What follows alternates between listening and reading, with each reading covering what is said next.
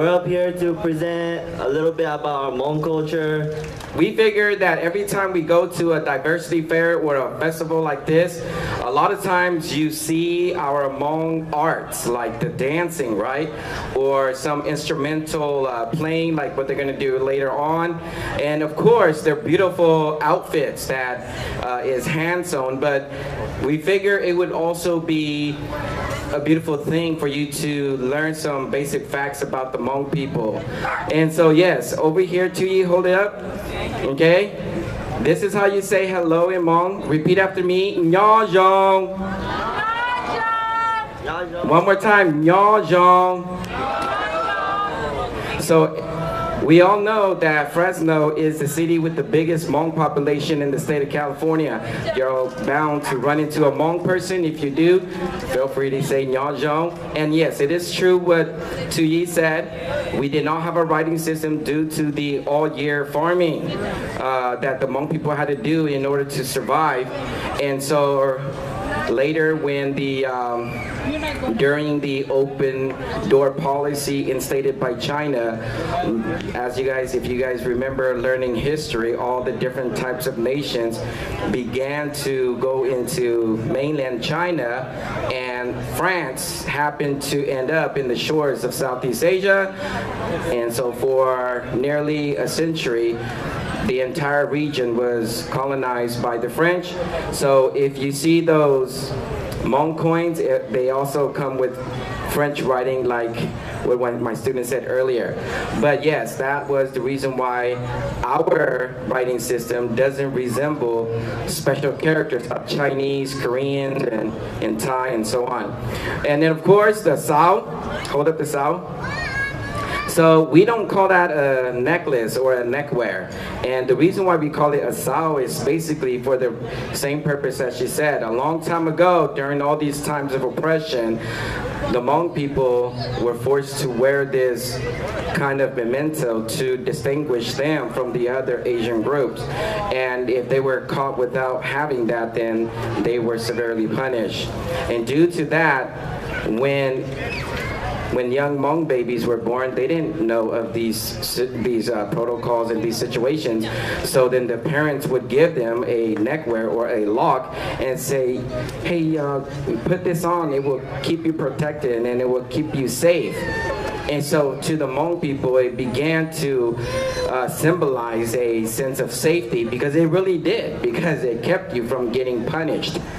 And from that point on, if you look at all the Hmong clothes that you will see today, they will always have a neckwear, which is called lusao, or a lock, because of that. Moving on to the suga. Okay, everybody repeat after me, suga. Okay. Now, a lot of people rarely know this, but it is true. Baha, what did you say that, how come Hmong people don't have a temple or a church of some sort? Why was that? Because everyone's home is already our temple because of the Sagap. There you go. So the Hmong people believe that as long as you have this hung up in the wall of your home automatically transforms into a temple. And because of that, there is no need for an actual external temple or monastery for the worshiping to take place. And yes, that is basically where the Hmong people, their ancestors, that's where they live. That's where they live. So when the Hmong people have something urgent, something that they really need to ask for help, they go to this altar that is already located in their home, and that's when they request for certain types of blessings or protection. And just like Dia de los Muertos, where you celebrate it every year during the 1st of November, right? We also do something very similar during the New Year celebration, where we bring food and drinks, and we invite our ancestors to come and feast with us on that New Year celebration day in front of the altar of Sigab. And then of course the Hmong coin, okay? Now we try to draw it really big so you can see it, because you know, it's really tiny when you look at the coins from Yi Ling's clothes. Yeah? It would be kind of weird if you go to his clothes. Hey, can I look at your coin? Let me see. Yeah, you might have invaded his personal space. So we try to make it a big one. Who is this guy? So you can see that it actually has the Statue of Liberty and French writing on it. And the reason being, of course, was because of French rule. And of course, my students would always ask, well, then why the heck does it have a Statue of Liberty on it? And if you guys all follow the history, the Statue of Liberty that we have standing in New York was also a gift by who? By France. That's right. And then lastly, Zhu Xia, the infamous or famous Zhu Xia, is a mythical figure. It was believed that he was an orphan. He became an orphan because his parents were attacked by tigers in the mountainous regions of Laos. When that happened, he tried to find a way to survive and ended up getting attacked by the very tiger that attacked his parents, and it ended up defeating that tiger.